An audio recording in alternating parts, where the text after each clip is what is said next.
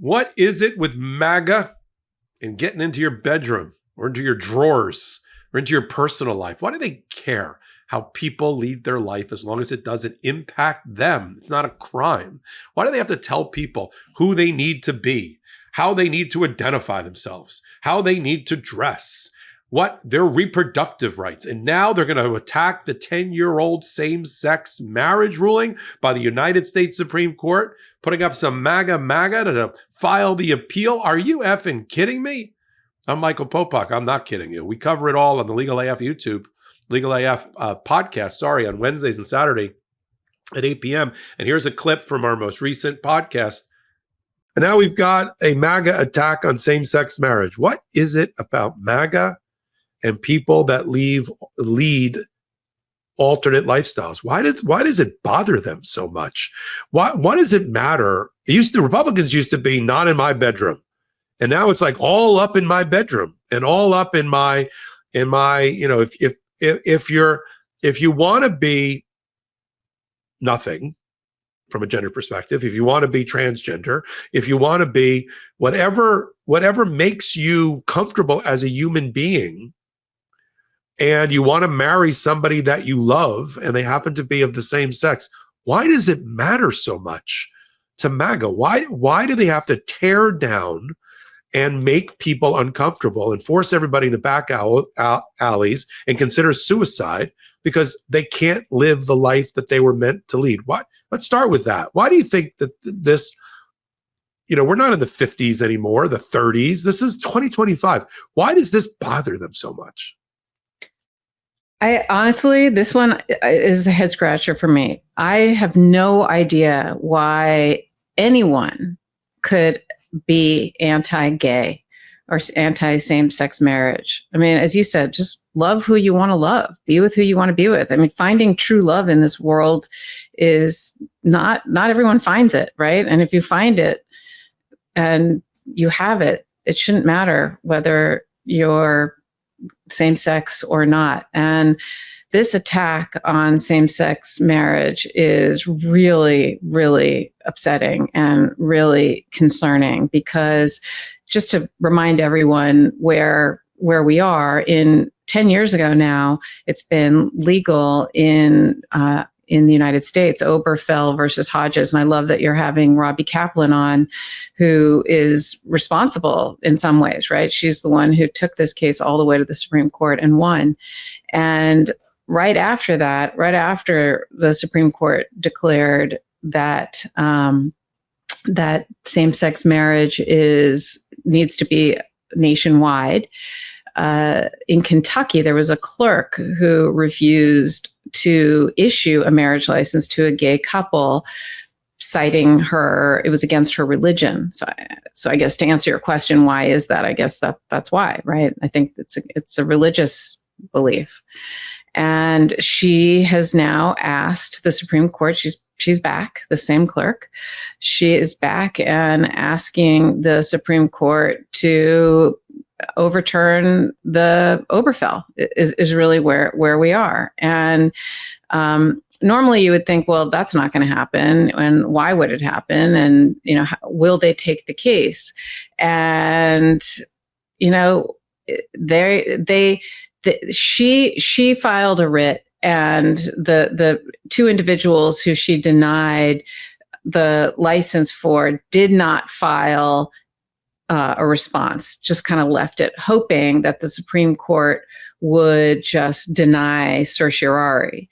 And you can one justice can call for a response from the other party, so it's briefed prior to them knowing whether they want to grant cert or not.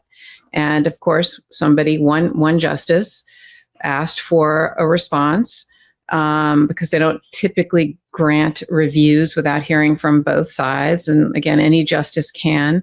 And so they asked for it, and we'll see. We'll see if they do. You need four votes, as you know, Popok, to grant cert or to hear a case officially, and you need 5 to overturn a case. And so I don't know that they would grant cert if they didn't feel confident that they had the 5 to overturn it. There were dissenters in Oberfell. And so, it was Roberts and Thomas and Alito dissented.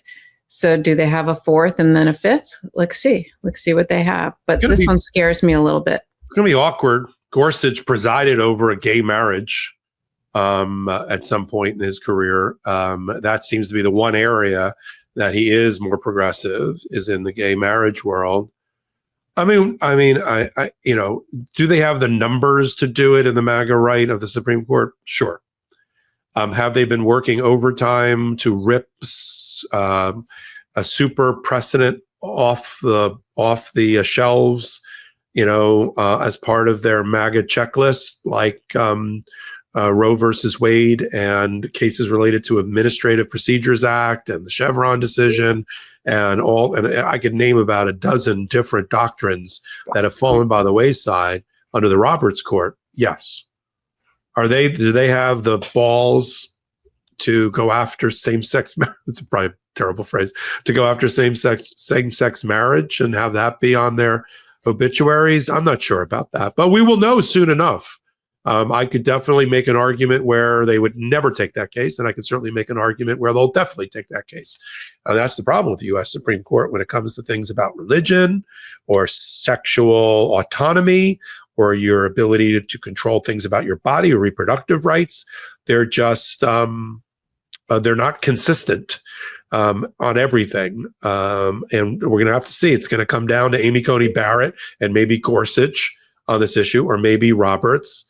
I want to hear from Robbie Kaplan tomorrow about what she thinks. She had a case that led into Obergefell on a related matter, sort of set the framework for same-sex marriage.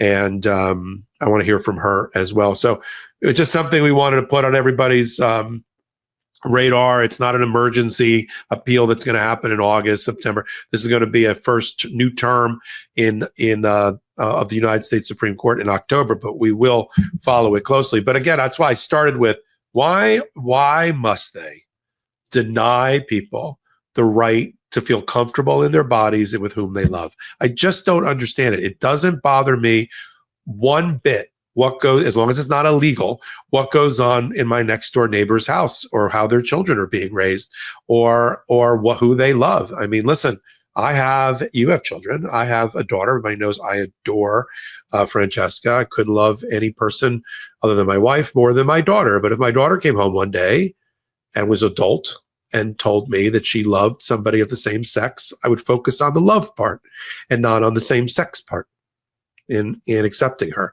But that's me and our audience, I think, by and large.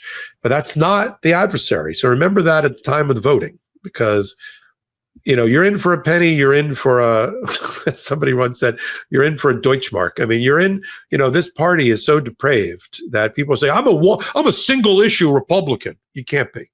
That's a cop-out, and that's a lie. What was your single issue? Transgender sports. Okay. Or a single issue is this, that, and the other thing. That's your party, okay? If you're an independent, you voted for the party, that's your party. And if you don't like what's going on, then that shouldn't be your party, and you should be voting for the Democrats. Now, I know the Democrats are getting, the low polling numbers, but frankly, they're a party out of power. We can do letters, we can do shadow hearings, we can drive people crazy during confirmation hearings, we can do filibusters now and again. But there's a limit to what a party out of power can do. If you want to see real change, if you want to see checks and balance, if you want to see abuse of power being limited and impeachment hearings being opened up and things being done that help the American people, then vote for the Democrats and get them back into power and have them run the House and the Senate. Welcome back. Yeah, I don't understand that party. They won't rest until they destroy everyone's lives. They hate Americans. I mean, there's no other way to put this. They're false prophets and they're false patriots. We cover it all on Legal AF, the YouTube channel, and Legal AF, the podcast. I founded that podcast 5 years ago with Ben Mysalis. We're still going strong. I mean, we're because of our audience and our fervent support, we just hit the top 16 of all podcast on YouTube. There are like 2 million, I'm not making this up, like 2 million podcasts on YouTube, and we're now in the top 16. That's a testament to you. We could use some help on the audio download side. That's what keeps the lights on. Come over to the audio platforms, like Spotify and Apple. Find us there, listen to us, watch us, go back and forth. Join us on Wednesdays and Saturdays. Be part of our audience on the Midas Touch Network. And then we got commercial-free versions, up on Legal AF Substack and on Patreon. But we're looking to expand our audience. So thanks for being here with us. Until my next report, I'm Michael Popok. Can't get your fill of Legal AF? Me neither. That's why we formed the Legal AF Substack. Every time we mention something in a hot take, whether it's a court filing or a oral argument, come over to the Substack. You'll find the court filing and the oral argument there, including a daily roundup that I do called, wait for it, Morning AF. What else? All the other contributors from Legal AF are there as well. We got some new reporting. We got interviews. We got ad-free versions of the podcast and hot takes. Where? Legal AF on Substack. Come over now to free subscribe.